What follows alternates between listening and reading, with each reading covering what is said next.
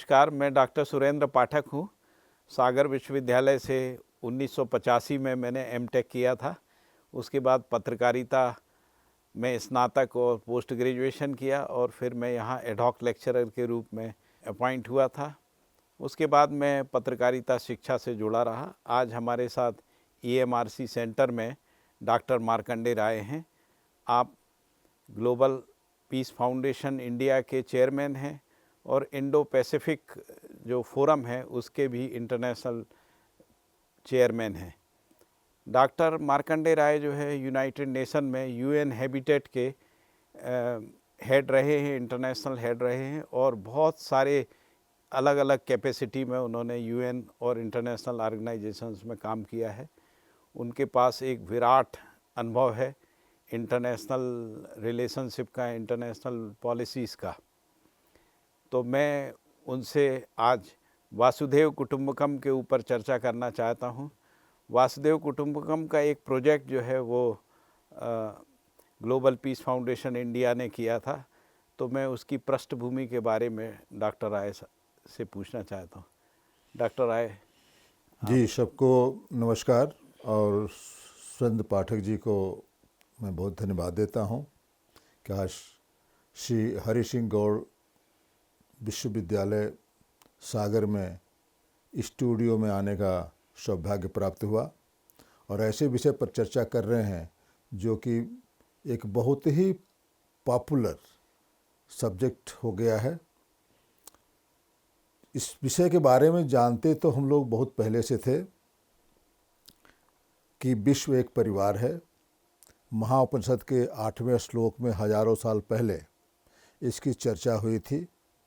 अयम निजम परोवेति गणना लघुचेतसाम उदार चरिता नाम तो वसुधैव कुटुंबकम। मेरा लगाव ग्लोबल पीस फाउंडेशन से 2008 में हुआ, जब मैं United Nation Human Settlement Programme UN Habitat जिसको शॉर्ट में कहते हैं में कार्यरत था। और उस समय कुछ लोगों ने मुझे अप्रोच किया कि पैन अफ्रीकन यूथ कन्वेंशन एक करना है और UN ऑफिस के प्रांगण में किसी सभागार में इसको आप करा देते तो बड़ा सौभाग्य होता। उनका स्लोगन था वन फैमिली अंडर गॉड। मुझे लगा कि वन फैमिली अंडर गॉड एक बड़ा सिंपल, सरल और सुग्राह्य सब्जेक्ट है, विषय है। वन फैमिली अंडर गॉड, विश्व एक परिवार है और भगवान एक है। हमको याद आया कि हम लोग भी तो यही कहते रहे हैं, वसुधैव कुटुंबकम, विश्व एक परिवार है। और वेद कहता है एकम सहद्विप्रा बहुधा बदन्ति, कि भगवान एक है, उसको बहुत नामों से विद्वत्गण बुलाते हैं। तो मैं प्रभावित हुआ कि ये बड़ा सिंपल मैसेज है पूरे विश्व को कि हम एक हैं। एकात्मवाद की चर्चा उन्होंने की कि हमारा यही स्लोगन है।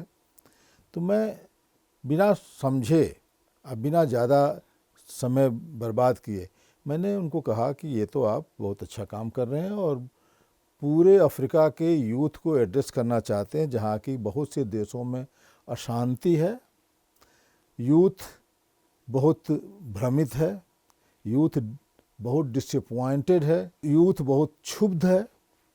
ऐसी स्थिति में अगर अफ्रीका का विकास करना है, अफ्रीका को आगे बढ़ाना है, संभावनाएं जहाँ अनेक हैं, यहाँ पर ये बड़ा सामयिक होगा कि यूथ का पैन अफ्रीकन एक कॉन्फ्रेंस किया जाए, जहाँ की बड़े बड़े लोगों को बुलाया जाए उनको एड्रेस करने के लिए। मैंने एक्सेप्ट कर लिया। उस समय मैं वहाँ के staff, United nation staff union का प्रेसिडेंट था और मैं उस हैसियत से स्वीकार कर लिया। करने के बाद मुझ पर बड़ा दबाव पड़ा कि नहीं, इन लोगों को मत कराइए और ये नहीं होना चाहिए क्योंकि ये लोग मैंने गुड नेम नहीं है। लेकिन मेरा एक थोड़ा सा स्वभाव अलग है। मैं एक बार जब मैं कुछ कह देता हूँ तो शायद मैं पीछे हटना मेरे लिए थोड़ा स्वीकार, मरना स्वीकार होता है, पीछे हटना स्वीकार नहीं होता है। रिट्रीट नहीं करते हैं। मैंने कहा कि जो भी होगा देखा जाएगा। तो यहाँ से ग्लोबल पीस फाउंडेशन यहाँ से ग्लोबल पीस फाउंडेशन की एक तरह से शुरुआत हुई, जन्म हुआ। जी जी। और उस जन्म होने के बाद चूँकि हम जुट गए तो हमको इन्होंने पीस एम्बेसडर बना दिया, हमारे बेटे को भी यूथ एम्बेसडर बना दिया। जब मुझे रिटायर होना था यूएन से 2014 में, तो इसके पहले इनको मैंने समझाया कि तुम छोटे छोटे देशों में तुम काम करते हो, अफ्रीका के और लैटिन अमेरिका के, अगर तुम इंडिया में काम करो तो पूरे अफ्रीका के पॉपुलेशन से ज़्यादा इंडिया की पॉपुलेशन है, और इंडिया विकसित देश होने जा रहा है। इंडिया एक पावरफुल कंट्री है, इंडियन बड़े मेच्योर हैं फिलॉसफी में, इन सब चीज़ों में, वसुधैव कुटुंबकम को प्रमोट करने में। तो वहाँ अगर इंडिया में कुछ काम करते हैं, कुछ प्रोजेक्ट करते हैं, तो विश्व को ज़्यादा लाभ होगा, विश्व उससे ज़्यादा जल्दी जुटने की कोशिश करेगा। और ये बात मान करके उन लोगों ने हमारे रिटायरमेंट के पहले इंडिया में ग्लोबल पीस फाउंडेशन का ऑफिस रजिस्टर्ड कर दिया, खोल दिया। और तब से ऑफिस जब मैं आया तो मैं यहाँ का मैनेजिंग ट्रस्टी हो गया, चेयरमैन हो गया। लेकिन उतना ध्यान नहीं देता था क्योंकि मैं भी बहुत 29-30 साल बाद लौटा था, तो अभी सेटल कर रहा था इंडिया में कि कहाँ क्या करें। छोटे मोटे कहीं ना कहीं कोई विषयांतर भी हो जाते थे, डाइवर्सन भी हो जाता था। लेकिन जब मैंने सोचा कि नहीं कुछ बड़ा काम करना चाहिए, तो 2021-22 में हमको मन हुआ कि एक बहुत बड़ा कॉन्फ्रेंस करवाएं जी। और उस कॉन्फ्रेंस के जरिए ग्लोबल पीस फाउंडेशन का भी ये होगा और भारत में भी लोग इसके बारे में जानेंगे कि हम लोग कर क्या रहे हैं। विश्व में शांति के लिए जितने भी हम लोग कार्यक्रम और कदम उठाए हैं, उनके बारे में भारत सरकार को उच्च स्तर पर भी लोगों को पता चलेगा, ग्रास रूट पर तो पता चलेगा ही। तो हम लोगों ने थोड़ा टलते टलते अंत में 2023 के अप्रैल में एक ग्लोबल पीस लीडरशिप कन्वेंशन किया ले मेरिडियन होटल में दिल्ली में जी। और टॉपिक रखा हम लोगों ने वसुधैव कुटुंबकम, vision for advancing human consciousness and peace. क्या है कि मेरा मानना था कि जब तक कि लोगों का माइंड सेट नहीं बदलेगा, जब तक कि मानसिक स्तर कॉन्शियसनेस उस लेवल पर नहीं जाएगा, जब ये बातें कही गई थी, उस क्या स्तर था माइंड सेट का कि जब लोगों ने कहा कि विश्व एक परिवार है। तो अगर हम लोग इतने नैरो हो गए हैं, जो पहली लाइन कहती है कि अयम निजम परोवेति गणना लघुचेतम, छोटे जो दिमाग के लोग हैं, छोटे मन के जो लोग हैं, वो अपना हमारा ये है, दूसरे का पराया है, अपना पराया का भेदभाव रखते हैं। लेकिन उदार चरिता नाम जो ब्रॉडर माइंडेड है, वो विश्व को एक परिवार मानते हैं। तो हमने कहा कि उदार चरित्र तो कुछ बनाना पड़ेगा ना, कुछ प्रोसेस होगा ना। इसके लिए हमने कहा कि vision for human consciousness, advancing human consciousness, कैसे लोगों के विजन के कॉन्शियसनेस को बढ़ाया जा सकता है उस स्तर पर कि हम पूरे विश्व को अपना एक परिवार मान लें। तो उसी के संदर्भ में हम लोगों ने अप्रैल 2023 में 3 दिन का कन्वेंशन किया, जिसमें 20 से ज़्यादा कंट्री के लोग आए, करीब 1000 से लोग ज़्यादा, जिसमें कि पाठक जी आपको याद होगा कि आप उसके कंसल्टेंट भी थे और एडवाइज़र भी थे, आप ऑर्गेनाइजिंग कमेटी के में भी थे, और सब कुछ कार्यभार आप पर था किसको बुलाया जाए, किसको ही किया जाए। और आपने मुझे ऐसा याद है सर, वो G20 से पहले हम लोगों ने ये किया था। G20 से किया था। खूबी है पाठक जी कि हम लोगों ने जब ये इस विषय को चुना था तो इंडिया प्रेसिडेंट भी हुआ नहीं था और G20 का वो टॉपिक भी नहीं था, जो कि सेम टॉपिक संजोग से मोदी जी ने भी यही चुना G20 की प्रेसिडेंसी में। भारत में अगर ये अधिवेशन और इंडिया अगर प्रेसिडेंट है तो हम लोगों का जो टॉपिक होगा वसुधैव कुटुंबकम, one earth one family one future होगा। संजोग की बात है, हम लोगों ने जिस बात को 2 साल पहले सोचा था, कुछ महीने पहले हमने उसका कॉन्फ्रेंस कराया, वही टॉपिक भारत ने भी G20 के लिए चुना। तो उसमें हम लोगों ने दिल्ली डिक्लेरेशन कराया। हमने कहा कि हमारा मानना है कि अब ये समय बीत चुका है किसी भी कॉन्फ्रेंस और सेमिनार का। बहुत कॉन्फ्रेंस 20वीं शताब्दी में लास्ट दशक में हुए, जितने भी यूएन के समिट हुए, चाहे इन्वायरमेंट पर हो, चाहे वुमेन एम्पावरमेंट पर हो, चाहे ह्यूमन सेटलमेंट पर हो, या क्लाइमेट चेंज पर, सब 1990 से 2000 के बीच में हुए।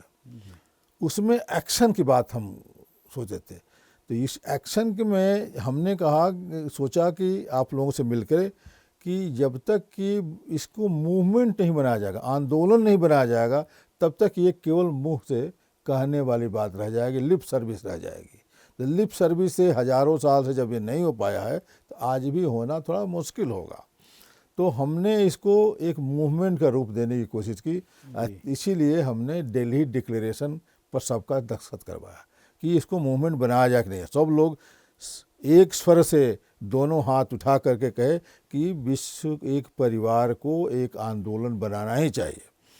उस डिक्लेरेशन में ये तय हुआ कि विभिन्न रिसर्च संस्थाओं से, विश्वविद्यालयों से जो विद्वतगण हैं, जो मनीषी हैं, जो महात्मा संत हैं, जो अच्छे चिंतक और विचारक हैं, उनसे एक मिल करके इस किताब की एक रूपरेखा तैयार की जाए, जो न केवल विश्व एक परिवार की व्याख्या करे, रदर ये करे कि आगे होगा कैसे, क्या करना होगा, किस तरह के वैल्यूज लाना पड़ेगा लाइफ में, किस तरह के ट्रेनिंग देनी पड़ेगी, किस तरह का करिकुलम स्कूल में पढ़ाया जाए बच्चों को, किस तरह के इंस्टीट्यूशन बनाया जाए, किस तरह की पॉलिसी बननी चाहिए, ताकि हम लोग एक विश्व एक परिवार के रूप में देखने के लिए तैयार कर सकें।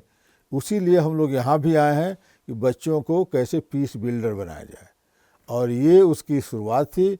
और आपको ये कार्यभार सौंपा गया कि आप पाठक जी इस वसुधैव कुटुंबकम पर एक पुस्तक तैयार करें, जिसमें कि भविष्य की रूपरेखा हो, जिस पर चिंतन हो, जिसमें रिकमेंडेशंस हो कि शिक्षा के क्षेत्र में, पॉलिटिक्स के क्षेत्र में, बिजनेस के क्षेत्र में, स्पोर्ट में, अदर क्षेत्र में क्या बदलाव लाना पड़ेगा कि लोगों का चिंतन विश्व एक परिवार की तरफ जा सके। तो मुझे ऐसा भी याद है कि आप C20 से भी जुड़े रहे थे, और C20 में भी इसी प्रकार की कुछ बातें होती थी, और बाद में जो G20 का जो डिक्लेरेशन बना, तो उसमें जो दिल्ली डिक्लेरेशन था इंडो पैसिफिक कॉन्फ्रेंस का, उसमें से भी कुछ पॉइंट जो है वो G20 के डिक्लेरेशन में देखने को मिलते हैं। तो मुझे लगता है कि एक पृष्ठभूमि तैयार हुई थी वसुधैव कुटुंबकम के जो थीम है उसको प्रोजेक्ट करने के लिए। जी, मैं बहुत सक्रिय रूप से वर्किंग ग्रुप में, स्पेशली सिविक सोसाइटी का जो ग्रुप था C20, उसमें सक्रिय रूप से भाग लिया, और मेनली वसुधैव कुटुंबकम का जो पार्ट था, चिन्मयानंद मिशन, हम लोग विवेकानंद फाउंडेशन और अंतर्राष्ट्रीय सहयोग परिषद, हम रिप्रेजेंट करते थे अंतर्राष्ट्रीय सहयोग परिषद को। उसमें हम लोगों ने बढ़ चढ़ करके भाग लिया। और आप दिल्ली डिक्लेरेशन जो केवल 2 पेज का है, वो देखें तो आपको लगेगा 34 पेज का जो रिपोर्ट है G20 का, उसकी समरी है ये। जी। सेम चीज़ 34 पेज में कही गई, थोड़ा व्यापक रूप से कही गई, हम लोगों ने उसको बिल्कुल निचोड़ जिस्ट के रूप में कहा।